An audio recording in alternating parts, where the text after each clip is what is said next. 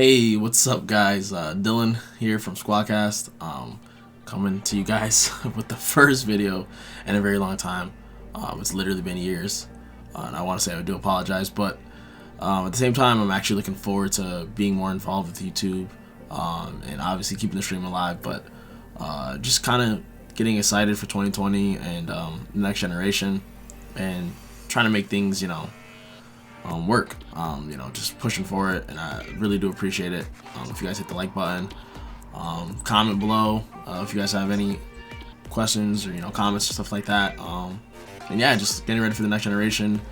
Me and Chad are definitely pushing forward to newer, bigger and better things, and just trying to work ourselves and make better use of the platform we have. So first and foremost, obviously, this is straight up a beta impressions of the closed beta for Bleeding Edge. This game's got me really excited. I'm just come out and say it. I did enjoy it. I enjoyed it a lot.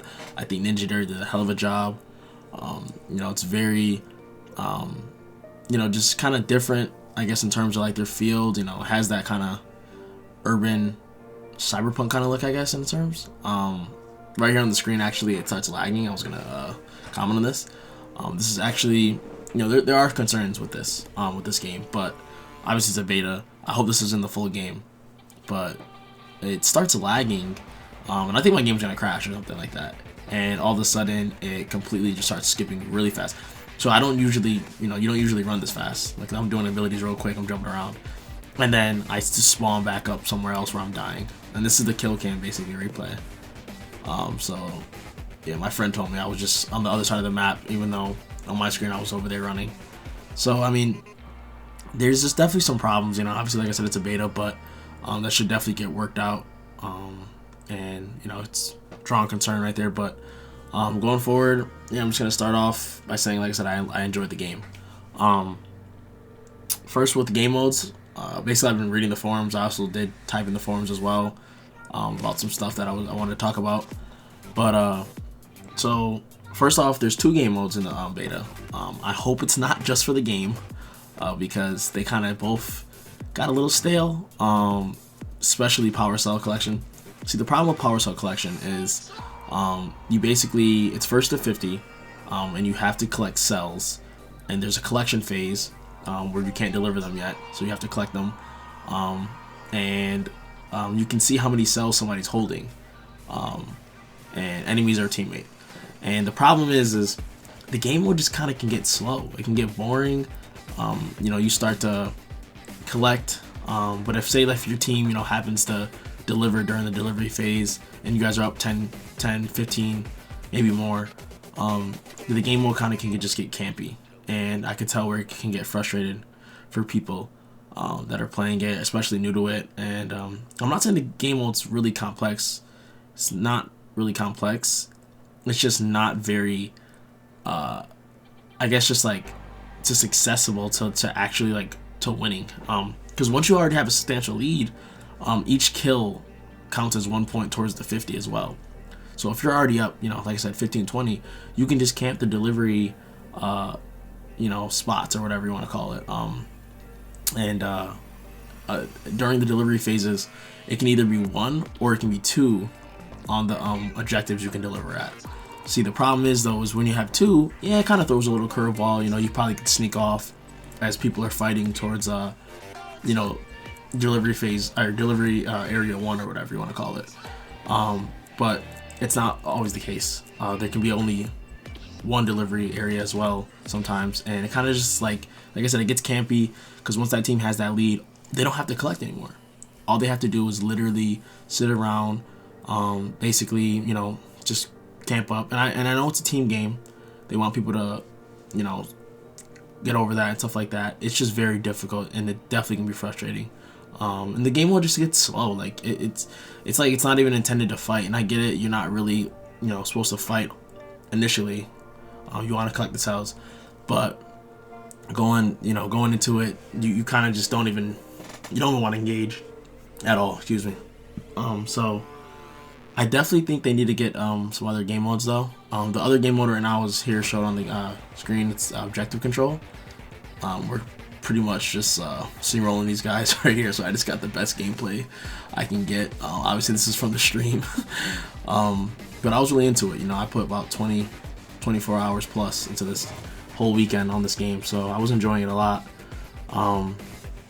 So yeah, next up would be parrying.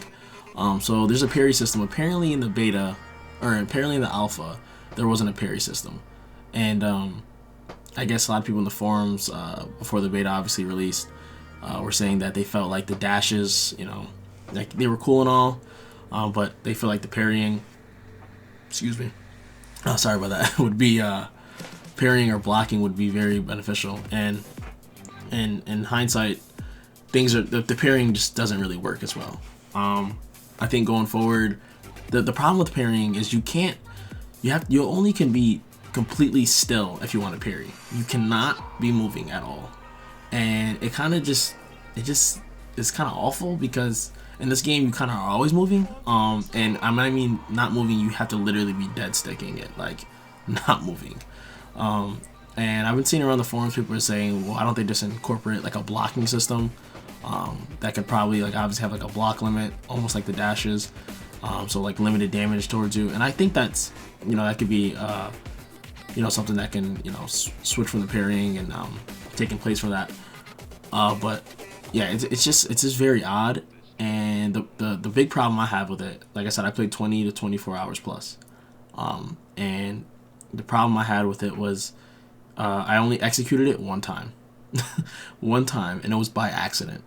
Like not even I intended to do it, by accident. And the times I tried to intend to do it, I got my butt kicked. So yeah, it's not looking too bright on it.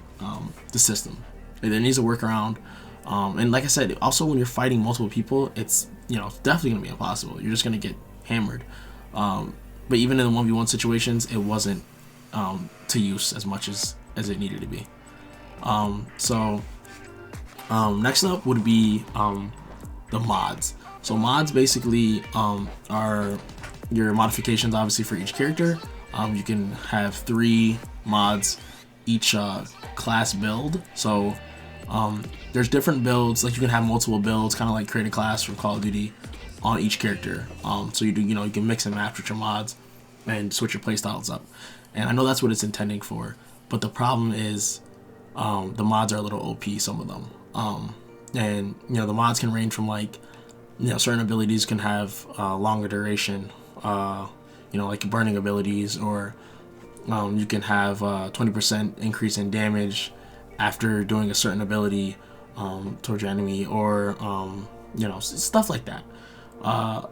And also healing abilities, there's stuff like that, because there are healers, DPS, there's tanks. So the problem is a lot of mods aren't going to be used, clearly, because they're just not as good, right? Or they're not going to be of use. But the problem is there's mods that are really, really good, and they're going to be the number one mod. They're going to be the number one mod for characters, and it's going to be certain builds. But the builds are very, very, very OP. I mean, it's honestly laughable how bad it is. We've definitely, me and my friends, we played at least 3, sometimes 2 of us.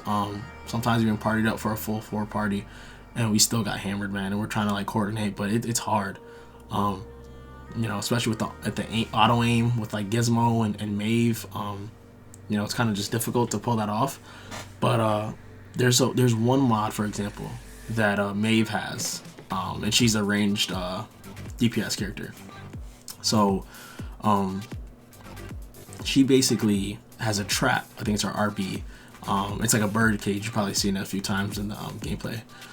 So when the trap comes down, you get trapped for like 3 seconds, maybe I think less than that. I'm not exactly sure. You can have a mod to switch that up. You can have a mod that can extend that probably like a second or 2. And it might not seem drastic, but if executed well, you can probably get beat up. But that's not the mod I was talking about. The mod I'm talking about is she has one where she deals 20% more damage to enemies after they've been trapped, stunned, or frozen. Now, see, the thing is her trap is a trap, right? That's considered a trap. So you get trapped in there, you can still attack, You're still moving, but you're trapped in like an area, a little space, for a certain amount of time. But Frozen, certain other characters, they use Frozen abilities or stun abilities. And that means, so if somebody puts that mod on, they can use that, and they can just have other characters, and it's already going to be double the, it's going to be the dealing damage between Maeve's trap, somebody using their freeze ability like Miko, where you freeze somebody, and also, maybe even stunning, like the stun I have like that. So, yeah, it's just kind of like a little OP, and I think a workaround for this, I don't know, and also all the mods cost the same. So if there's a mod you don't want and you get from your your level of just, you're leveling up, stuff like that, and you get a mod you don't want, you can scrap it. And after you scrap out 5 of them, you literally can just purchase, the mod you want. It's like 250 scrap. I'm not sure if this is going to change in the beta or the full game, but yeah, so it's kind of just simple. At this point, this is where kind of like, like I said, the mods can just be a little OP, and what was I gonna say? I lost train of thought. Yeah, I think a workaround would be kind of like a plus and a minus. So like, I think like with each mod, there's an advantage obviously you're getting, but there's also disadvantages, and I think that's what kind of needs to happen in place. Just because like, already the base character sometimes can be really like, powerful. They can be really good. A lot of people are going to use them. But that one mod can tip them over the scale of being, great tier to like super god tier. Like, and it's that drastic sometimes. I've definitely experienced it. And I haven't really fully fleshed the game out yet. So yeah, I think that should be a workaround. Next would be, if there's going to be a ranked playlist, this is also has to do with mods. I'm scared that the ranked playlist, I was going to obviously have these. I think, if anything, I don't know if they're going to do like a pick and ban system. I know there's not a lot of characters, but maybe in a pick and ban system on mods, because it's that drastic. It's that different in terms of difficulty and trying to overcome them sometimes. Obviously you could duplicate it, but, it's your ranked playlist, you might not have the same build. People might not, I don't have those mods or something like that. You can't switch on the fly. So, you have to obviously get that down pat.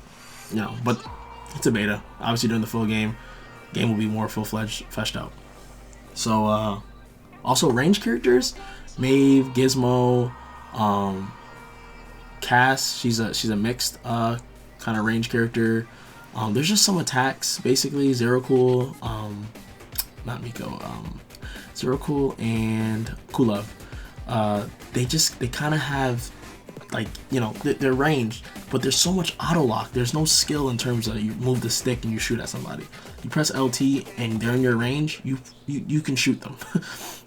And there's obviously characters that have, like my axe throw. I can throw an axe and it can knock somebody, basically, but it can be dodged. Because it's me locking on, but they can jump out of it, they can dodge out of it. If you're trying to dodge from somebody who's a ranged character from their basic attack, chances are you're going to get hit. And if you're really weak and you're getting chased, you're going to die. So I think that just needs a little bit of workaround too. I'm not sure how they're going to get that one punched out. So I've read around some of the forums that I guess double healers and double DPS is kind of like OP in terms of like even tanks don't even matter. And I've actually have experienced this. It has happened to me before. They can definitely be, the healers can definitely be, very OP in terms of healing somebody. Like, you can literally be mashing the beans out of some dude. And one little beam from Zero Cool with his health beam basically can just keep the person alive, straight up. And I'm talking about, like, you got him one hit, like, and also off that, he won't even flinch now. So kind of just stuff like that kind of sucks, and it definitely can happen. But I think that should definitely get a workaround as well.